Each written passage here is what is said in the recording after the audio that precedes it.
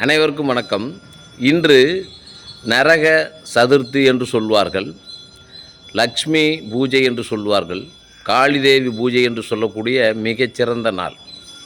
நரகாசுரன் என்ற ஒரு அசுரன் இருந்தான். அவன் காமரூபத்து அரசன். காமரூபம் என்பது இன்றைக்கு அஸ்ஸாம். அவருடைய தாய் தந்தையர் யார் என்று கேட்டால் பூமாதேவி மற்றும் வராக அவதாரத்தில் எடுத்த திருமால். இருவருக்கும் பிறந்த மகன். அவன் ஒரு வரத்தை பெற்றிருந்தான். என்ன வரம் என்றால், தன்னுடைய தாயால் தான் கொல்லப்பட வேண்டும். ஏன்னா எந்த தாயும் தன்னுடைய மகளை அல்லது மகனை கொல்ல மாட்டார் என்பது அவனுடைய நம்பிக்கை. அந்த வரத்தை பெற்றிருந்தால் அவனை யாராலும் கொல்ல முடியவில்லை. அவன் பல வித துன்பங்களை மக்களுக்கும் தேவர்களுக்கும் ஏன் கடவுளுக்குமே செய்து கொண்டிருந்தான். இந்திரலோகத்தில் இந்திரனுடைய வஜ்ராயத்தை எடுத்துக்கொண்டு வித்தை காட்டினான். கடவுள் அனைவருக்கும் பெரிய தலைபாரமாகவே இருந்தான் நரகாசுரன். இவனை எவ்வாறு அழிப்பது என்பது இயலாத காரியமாக இருந்தது. காலங்கள் கடந்தது. கிருஷ்ண பரமாத்மா வடிவம் அவதாரம் வந்தது. அப்பொழுது கிருஷ்ண பரமாத்மாவுடைய மனைவியாக இருப்பவர் சத்தியபாமா. சத்தியபாமா தான் கிருஷ்ண பரமாத்மாவுடைய மனைவி. இப்போ நரகாசுரனை அழிக்க வேண்டும். ஏன்னா நரகாசுரன் பூமாதேவியினுடைய மகன். அப்போ சத்தியபாமனுடைய மகன் தானே. அப்போது ரெண்டு பேர் என்ன செய்கிறாங்க, ஒரு கழுகின் மீது அமர்ந்து சரி நரகாசுரனை அழிப்பதற்காக செல்கின்றார்கள். சத்தியபாமாவுக்கு தன்னுடைய மகன் நரகாசுரன் என்பது தெரியாது. அப்போ முதலில் கிருஷ்ண பரமாத்மா நரகாசுரனுடன் கடும் போரிட்டார். அவராலும் அவனை தோற்கடிக்க முடியாது என்பது அவருக்கு தெரியும். எனவே அவர் மயக்கமிட்ட நிலையில் விழுந்தது போல் நடித்தார். தன்னுடைய கணவன் மயங்கி விழுந்து விட்டானே என்று சத்தியபாமாவிற்கு பயங்கரமான கோபம் வருகிறது.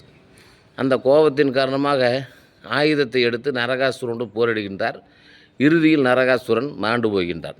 அவன் மாண்டும் தருவாயில் தன்னை கொன்றது தன் தாய்தான் என்பதை உணர்ந்து கொண்டான். தன் தாயிடம் ஒரு வேண்டுகோள் வைத்தான். அம்மா, நான் பல கொடுமைகளை செய்தேன்.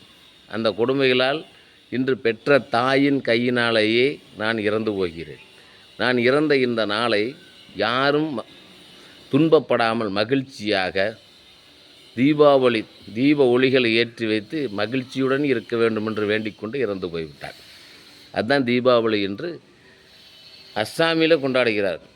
அஸ்ஸாமில் இதை நரகாசுரன் இறந்த நாள் என்பதால் நரக சதுர்த்தி என்று ஒரு விழாவாக ஒரு பூஜையாக செய்வார்கள். மேற்கு வங்காளத்திலே காளிதேவி பூஜை. ஏனென்றால் பெற்ற தாய் காளியாக மாறி, திருவள்ளுவர் சொல்லுவார், ஈன்றால் முகத்தேயும் இன்னாதாம் என்மற்று சான்றோன் முகத்துக்களி. அதாவது தன் மகன் குடித்து விட்டு வந்து விட்டான், ஒரு குடிகாரனாக போய்விட்டான் என்பதை தெரிந்து கொண்ட தாய் அவன் முகத்திலேயே முழிக்க மாட்டாள் என்று வள்ளுவர் சொல்லியிருக்கின்றார். தன் மகன் ஒரு குடிகாரனாக போனதற்கே தாய் வெறுத்து ஒதுக்குகிறார் என்றால், தன் மகன் நரகாசுரன் உலக மக்கள் அனைவரையும் துன்பப்படுத்தி 16,000 பெண்களை ஒரு இடத்தில் அடைத்து வைத்து கொடுமை செய்தான். அவர்களை விடுவித்தார் கிருஷ்ண பரமாத்மா. அந்த திருநாள் தான் தீபாவளி என்றும் சொல்வார்கள். அப்படியெல்லாம் கொடுமை செய்த தன் மகனை கொன்றது சரிதான். தாய் இந்த இடத்தில் காளியாக மாறின என்பதற்காக காளிதேவி பூஜை கொண்டாடுகிறார்கள் மேற்கு வங்காளத்தில். தென்னிந்தியாவிலே லக்ஷ்மி குபேர பூஜை என்று சொல்வார்கள்.